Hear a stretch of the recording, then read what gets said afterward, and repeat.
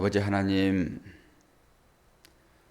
주와 함께 있을 때 우리는 모든 세상의 유혹을 이길 수 있음을 믿습니다. 그렇게 믿음 얻고 힘 얻고 하는 시간이 새벽 시간임을 고백하며 오늘 또 주 안에 있는 우리가 항상 평강 가운데 있음을 고백하는 복된 시간 되기를 원합니다. 힘들고 어려운 시절을 지난다 할지라도 주님은 늘 우리와 함께 하시며 그 안에 평화 있음을 보게 하여 주옵소서. 오늘도 하나님께서 허락하신 말씀을 따라서 주님의 은혜를 경험하기를 원합니다. 번제단이 품고 있는 뜻이 무엇인지 보게 하여 주옵소서. 예수 그리스도의 이름으로 기도하옵나이다. 아멘. 출애굽기 27장입니다.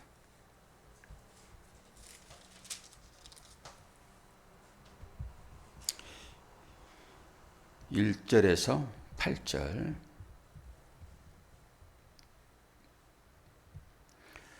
너는 조각목으로 길이가 5규빗, 너비가 5규빗의 제단을 만들되 네모 반듯하게 하며 높이는 3규빗으로 하고 그 네 모퉁이 위에 뿔을 만들되 그 뿔이 그것에 이어지게 하고 그 제단을 롯으로 싸고 재를 담는 통과 부삽과 대야와 고기 갈고리와 불 옮기는 그릇을 만들되 제단의 그릇을 다 놋으로 만들지며 제단을 위하여 놋으로 그물을 만들고 그 위 네 모퉁이에 놋고리 넷을 만들고 그물은 제단 주위 가장자리 아래 곧 제단 절반에 오르게 할지며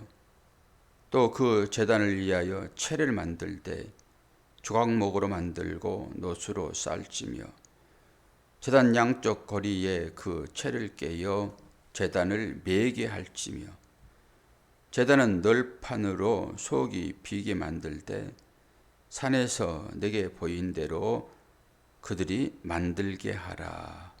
아멘. 성막 속에 다 중요하지만은 특히 이 제단을 해석하지 못하고서는 안으로 못 들어갑니다. 제일 중요하죠. 저는 이 글을 읽으면서 그 십자가가 그대로 이렇게 그려지거든요. 여기 여러 가지 재료들이 나왔잖아요. 제단 2절에 보니까 네 모퉁이에 뿔을 만드는데 이 뿔은 법궤에도 뿔이 들어있습니다. 이 향단에도 뿔이 들어있고요.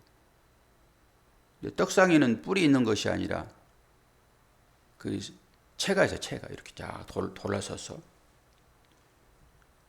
그리고 3절에 재를 담는 통. 왜 재를 담습니까? 나무로 불을 피우잖아요. 그러니까 이 사각으로 만든 그 통 절반 정도를 그 망으로, 역시 망으로 재가 밑으로 떨어지게. 그러니까 여러분들이 이 출애굽기 여기 들어오면은 그 그림을 다 보셔야 돼요. 인터넷 들어가셔가지고 그걸 보셔야지 그림이 그려지면서 이 말이 들어오죠. 자세하게 거기에 그림 다 나와 있으니까 한 번씩 보시면은 의미가 있죠. 그러니까 그 이미지가 형성되지 않으면 십자가는 없습니다. 다 이미지거든요, 이미지. 그래서 재를 담은 통, 부삽. 부삽은 당연히 재를 긁어내는 것이죠. 대야는 뭐겠습니까? 고기를 옮기는 것이겠죠. 그 물두멍 그건 아니에요. 그 대야는 아닙니다. 여기서 고기를 옮기는 대야. 그리고 갈고리, 또 불 옮기는 그릇, 갈고리라고 생각하니까 딱 십자가가 떠오르네요. 이 갈고리는 삶아서 드릴 때는 이 갈고리로 끄집어냅니다. 고기를. 그런데 태워 드릴 때는 태워 드리는 것이 번제잖아요. 전체를 다 드려야 되기 때문에 화목제나 이런 것은 그 중요한 부위만 드리고 나머지는 젖상과 함께 젖에 참여한 사람들이 먹잖아요. 다 태우진 않지요. 근데 번제는 다 태우는 거거든요. 이제 똥만 짐 밖에 버리죠. 탈 때 이 고리가 필요합니다. 왜 그럴까요? 이 튀거든요.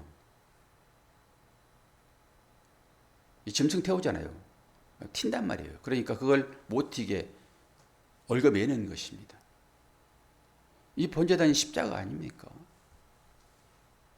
그리고 전부 여기에 나오는 것은 놋이에요. 놋. 주님 움직이지 못하게 다 못 박잖아요. 그게 보여져야지만이 여기에서 나를 위해 순환당하신 주님, 나를 당하여 순환당하셨던 주님이 생각나야지 눈물이 안 터지겠습니까? 내가 어떤 상태에서 구원받았는지, 그 주님의 십자가, 그 못 박힘이 없이 구원받을 수 없는 죄인임을 내가 인식될 때 당연히 그 주님의 십자가 밑으로 기어 들어가려고 하죠. 다들 다 기어서 가지 않겠습니까? 그 주님을 생각하면서. 그 여인들이 거기 특히 가잖아요. 쓴물이라고 하는 마리아들이 거기 가죠. 마리아들이 기어가게 돼 있어요. 저는 오늘 갈고리 그러니까 딱 읽으면서 그 생각이 드네요. 당연히 우리는 이 제단이 무슨 제단인지를 알잖아요. 속죄가 이루어지는 것이니까. 이 희생 제사가 이루어지는 거잖아요. 근데 뿔을 왜 그 내 기둥에다 만들었냐 그러면은 뿔은 힘을 상징하잖아요. 힘. 그래서 사방에 뿔을 달았잖아요. 그러니까 사방으로 주님의 그 구속의 은혜가 그게 힘이잖아요. 우리는 힘하면 파워 해가지고 일반적인 그런 힘을 생각하는데 주님의 그 힘이라고 하는 것은 섬기는 힘이에요. 그 복음의 능력이 사방으로 펼쳐진다. 이제 그런 의미가 있고 그리고 거기에 이제 피가 발라지잖아요. 피가. 왜 피가 발라집니까? 예레미야 17장 1절 보면은 유다의 죄는 금강석 끝 철필로 기록되되 그들의 마음판과 그들의 단뿔에 새겨졌거늘 그래요. 그들의 죄가 그들의 마음판과 그들의 단뿔에 새겨졌다니까요. 그러니까 당연히 그 죄를 감싸려고 그러면 피가 발라져야 되는 거예요. 그러니까 이런 부분으로 그걸 해석하는 거죠. 왜 피를 바르지? 주님의 피가 그런 거라니까요. 그러면은 우리의 마음에다 바르려고 그러면은 어떻게 해야 돼요? 아니 보이는 제단 뿔에 그 피는 바른 것이니까 이 구약의 지금 예배 형식이잖아요. 그러면은 마음에 새겨진 것은 어떡할 거예요? 이거 생각 좀 해봐야 되잖아요. 지금 설교하면서 이게 생각되어집니다. 저는 지금 마음에 새기려고 그러면은 성찬에 참여를 해야죠. 그 의미가 있잖아요. 지금 우리가 구약의 제사는 드리지 않잖아요. 이제는 다시 어디 뿌리 있고 번제단이 어디 있습니까? 여기에. 그럼 그 피가 발라져야 되는데 어떻게 바르냐고요. 마음이 새겨진 그 죄악들을 없애야 되는데. 그래서 주님의 피라고 상징되어지는 포도잔을 드는 것입니다. 기가 막히게 연결되네요. 기가 막히게. 그 의미가 있고요. 오늘 번제단은 지금 뭐 향단이나 떡상이나 촛대나 번제단이나 다 뭘로 감쌌어요? 순금으로 감쌌다니까요. 순금으로. 근데 오늘 이 번제단은 무엇으로 감싸요? 놋으로요, 놋. 저는 뭐 법계나 이런 것들은 뭐 금으로 감쌌다고 그러니까. 그리고 무엇을 감쌌어요? 조각목, 아카시아 나무요. 그게 단단하기는 하지만은 그 의미는 못난 성도들을 의미해요. 조각목은. 백향목으로 감싸야 맞지요. 백향목은 성전 건축 재료니까. 근데 아카시아 나무로, 그 가시나무로.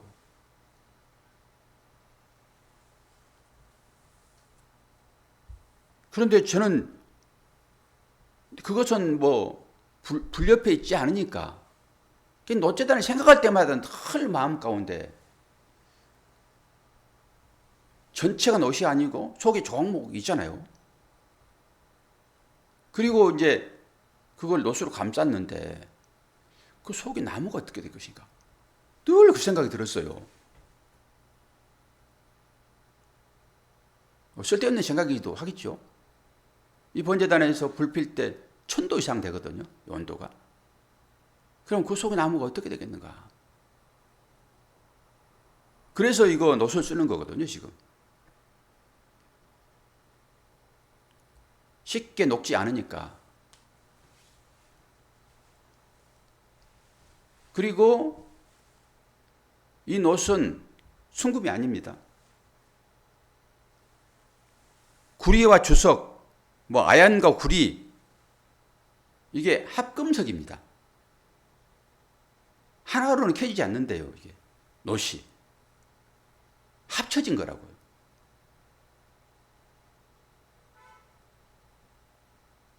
이게 이제 영적 의미가 여기 다 들어있죠. 그리고 우리가 생각할 것은 이제 금으로 가야 되잖아요. 금으로. 성소 안으로 들어가야 되잖아요. 성소는 뭐예요? 하나님 나라를 상징하는 것이고 그 나라에 가기 전에 뜰로 들어갈 때 제일 처음 만나는 것이 이 번제단입니다. 그림을 그리시라고 여러분들이. 동쪽으로 들어가죠. 동쪽으로. 동쪽으로 들어가면은 서쪽 끝에 뭐가 있을까요? 지성소가 있겠지요. 그래서 왼쪽에 촛대라고 하는 거예요. 오른쪽에 떡상. 동쪽으로 들어가니까. 성전문은 동쪽으로 하나만 나와 있습니다. 그 모든 것이 다 동쪽에서 와요. 성경에서는. 그러니까 당연히 왼쪽에 남쪽, 북쪽 이렇게 이제 해서 남쪽에 촛대, 북쪽에 떡상, 그리고 쭉 들어가면 향단. 향단은 예수 그리스도의 중보 기도가 있을 때 그 지성소로 들어가는 그 휘장이 갈라진다 이렇게 말씀드렸잖아요. 물론 거기에 불이 있으므로 쉽게 녹지 않는 단단한 그런 구리로, 놋으로, 청동으로 이걸 제단을 만들었다 하지만은 생각해보면 다 의미가 있다니까요. 하나님 나라에 들어가는데 제일 처음 만나는 것이 제단인 거예요. 제단은 뭡니까? 속죄의 양이 희생 제사가 드려진 거잖아요. 그러니까 그 희생 제사 없이 성소 지성소로 들어갈 수가 없어요. 희생 제사 드리고 나서 물두멍이 앞에 등장하잖아요. 성소로 들어가기 전에 물두멍이 앞에 있잖아요. 누구든지 성소로 들어갈 때는 그런 속죄가 다 일어난 다음에 거기 들어가는 거죠. 아주 중요한 과정입니다, 이게. 그래서 주께서 제일 처음에 번제단에서 희생당하는 거예요. 그리고 이 놋을 생각을 좀 해봤는데, 그 투구할 때 놋투구를 쓰고 있던 사람이 있었거든요. 싸움할 때. 놋투구? 3m짜리 사람. 누구예요? 골리앗이요. 골리앗이 이 놋투구를 쓰고 있었습니다. 놋은 율법입니다. 거대한 율법이에요, 그거. 그리고 그 골리앗을 처단하러 가는 그 다윗은 예수 그리스도를 상징하고 있잖아요. 사울도 전쟁에서 쓰는 것이 전부 놋입니다. 사울도 그 놋투구와 자기가 입고 있는 그 갑옷을 줬잖아요. 근데 다윗은 그거 안 입습니다.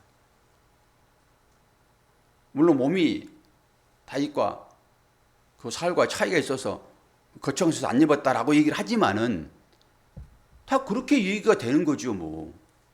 그런데 그 가운데서 의미를 살펴봐야 되잖아요. 우리 인간 가운데 다 삶이 다르잖아요. 그런데 똑같이 적용할 수는 없죠. 그 의미를 살펴봐야 되겠죠. 그런데 그게 놋이란 말이에요. 그러니까 이 성경을 보시면서 율법과 은혜를 해결하지 않으면 지성소로 못 들어가요. 여기에 또 나와 있잖아요. 놋이라고 하는 것. 놋은 율법입니다. 율법을 상징한다니까요. 그러니까 주님도 이 율법으로 오셨다고 제가 말씀드렸습니다. 율법으로 오셨다고. 율법으로 오셔서 율법에 죽는 거예요. 바리새인 서기관들, 제사장들이 다 율법 아닙니까? 율법주의자들. 그 율법에 맞지 않는다 하여 예수님을 죽여버리잖아요. 그 예수가 죽는 것은 율법이 죽이는 거예요.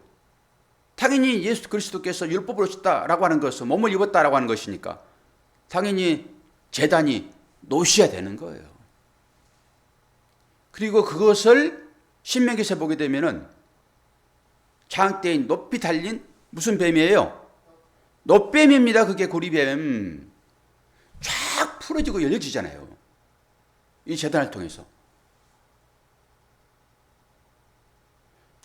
이런 해석을 하지 아니하고 어떻게 하나님 나라의 모형으로 이 식양으로 주어진 이것을 보면서 하나님 나라를 보냐고요. 당연히 오늘 또 내가 너에게 본 대로 보게 한 대로 너는 이 성막의 모든 제도를 만들어. 이게 설계도 아닙니까 지금. 내가 너에게 보여준 대로 다 만들어. 어디서 봤습니까? 시내산 위. 밑에 있는 사람들은 보이지도 않는 구름 위, 하나님 영광 가운데. 그곳에서 지금 하나님께서 가르쳐준 대로, 보여준 대로 만들잖아요. 하나님의 나라를. 그러니까 이 성막, 이 모든 재료들을 통해 가지고 하나님 나라를 보셔야 되는 거예요. 오늘 저는 이제 두 가지가 새롭게 열려지는 이 번제단이 갖고 있는 기본적인 것은 제가 알았는데 그 놋이 왜 이렇게 쓰여질 수밖에 없는가 라고 하는 것을 다시 한번 율법의 측면에서 깨닫습니다. 그래서 먼저 율법이 우리에 들어오는 거예요. 하나님 나라에 가게 정해진 사람들은 먼저 이 율법을 깨닫게 하는 것입니다. 이 법이 없이 어떻게 죄를 판단하냐고요. 법이 없이. 그래서 법을 먼저 주는 거예요. 그 법으로 다 들여다보게 하는 거죠. 그래서 율법으로 자신을 들여다보게 하고 그 법으로 딱 자신을 들어봤더니 야, 나는 죄인이로구나. 죄삭은 사망이지. 아이고 살려주세요. 라고 십자가로 나오는 거죠. 그래서 율법이 먼저 오는 것입니다. 은혜가 먼저 오는 것이 아니라. 당연한 거예요, 그것은. 그리고 그 십자가 앞에 이게 지금 번제도 아니라니까, 십자가는. 당연히. 희생제사가 지금 번제도 안에서 들어지잖아요. 그 십자가는 당연히 그거죠. 최종적으로 끝내버리는, 모든 희생제사를 끝내버리는 십자가. 그런데 이 의미를 알지 못하고 그들이 계속 제사를 드렸잖아요. 그러니까 이 의미가 깨달아지면은 그 제사는 형식적으로 드려야 되는 거예요. 아니, 구약에도 주님이 말씀하시잖아요. 하나님께서. 너희들이 가져온 그 태워드리는 그거 난 냄새도 맡기 싫다 그러잖아요. 그러면서 참 제사는 순종하는 거다 그런 거죠. 순종은 뭡니까? 깨닫는 거예요, 말씀을. 순종하라고 그러니까 뭔 또 행위로 나옵니까? 이 말씀이 깨달아질 때 인정하잖아요. 하나님에 대하여. 하나님이 어떤 분인지를 깨달아질 때 인정하는 것이 순종이라니까요. 우리가 다 그 자리에 좀 나와 있잖아요. 그러니까 율법이 정확하게 뭔지 잘 알지 못하시는 분들은 이 출애굽기 여기에서 100% 깨달아야 돼요. 다 영의 말씀이잖아요. 생각해 보면은. 그러니까 출애굽 자체가 이 일 하기 위하여 이루어진 거라니까요. 내 나라에서 나와서 하나님 나라로 들어가는 과정 중에 있는 것이니까 계속 점이 이어져 선이 되는 것처럼 구원은 그런 식으로 이어진다니까요. 한 번에 쫙 돼버린 것이 아니라. 물론 단번에 이루어지죠. 근데 그 이루어진 것을 이렇게 보여주는 거라니까요. 우리가 그렇게 구원받았다라고 하는 것이죠. 그리고 이 번제단의 이 불은 365일 꺼지지 않습니다. 365일. 저는 그것도 오늘 처음 알았어요. 연구하다가. 그 지성소 안만 그런 줄 알았더니 번제단도 마찬가지입니다. 이스라엘 백성들이 그때 그 단을 만든 이후에 1000년 동안을 한 번도 불을 안 껐어요. 1000년 동안. 이 불은요, 하늘에서 내려진 불이에요. 그 갈멜산에서 위에서 불이 내려오잖아요. 그 불입니다, 이게.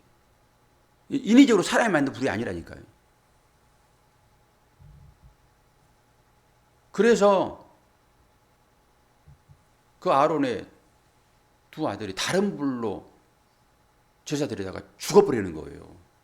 다른 불로. 아니, 불을 밝히기 위하여, 어둠을 밝히기 위하여는 계속 불을 켜놓는데, 그건 이해하겠는데, 이 제단에 불을 끄지 않는 것은 무슨 이유일까요? 어떤 목사님은 그렇게 해석해 놨더라고요. 저는 거기에 동의합니다. 속죄가 계속 일어나는 과정입니다. 회개. 속죄가 일어나려고 그러면은 누군가가 희생양이 돼야 되는 거죠. 우리로 보면은 회개. 항상 회개할 수 있도록 그 불은 타고 있습니다. 성령의 불이겠죠. 그런 의미로 이 번제단에 불이 꺼지지 않았어요. 그리고 구리는 제가 합금이라고 말씀드렸죠. 합금, 순금이 아니라. 이것을 대표하는 것이 율법이며 술입니다. 적용해 보면 다 나오죠. 그래서 그 금하는 거예요. 그래서 이 율법의 과정을 거쳐서 내가 죽고 죄를 드러나게 하는 장치니까 이렇게 내가 온전히 딱 자아가 부인되어질 때 어디로 들어갑니까? 지성소로 들어가잖아요. 저와 여러분이 지금 이 과정을 거쳐서 누구 때문에? 나의 열심으로, 나의 봉사로, 나의 헌신으로가 아니라 불가항력적 은혜. 어제 목사님과 대화가 좀 있었는데 그 목사님이 아주 술을 엄청 좋아했대요. 어떤 부흥 목사님은 지금도 담배를 못 끊어. 부흥 목사님 담배를 못 끊는데. 술은 가끔 한 잔씩 먹어도 냄새는 안 나니까 괜찮겠는데 이 담배 때문에 아주 은단을 먹고 난리래. 목사요. 그런데 본인은 하나님이 끊게 해주셨대요. 그렇게 좋은 그 술이 딱 먹으니까 오바이트 나게. 그래서 40년 목회하신 분인데 저는 뭐 그분들 비하면 조족지혈이죠. 그러나 은혜는 저한테 입히기 때문에 목사님 나이는 저보다 어리지만 경력으로 따지면 뭐 안 되죠. 그러니까 그런 사람 앞에서 가만히 있는 거예요. 그런데 제가 그 불가항력적 은혜를 경험했잖아요. irresistible grace. 목사님, 저나 목사님이나 그 하나님의 불가항력적 은혜를 볼 때 눈이 확 뜨여지더라고요. 그러니까 이것을 생각 대부분 안 해요. 칼빈의 5대 강령 튤립을 잊어버리고 삽니다. 하나님 불가항력적 은혜입니다. 눈이 확 열리더라고요. 그렇다니까요. 그게 사람의 힘으로 되는 게 아니에요. 그게 사람으로 힘이 됐으면 그 부흥 강사가 담배 끊어야죠.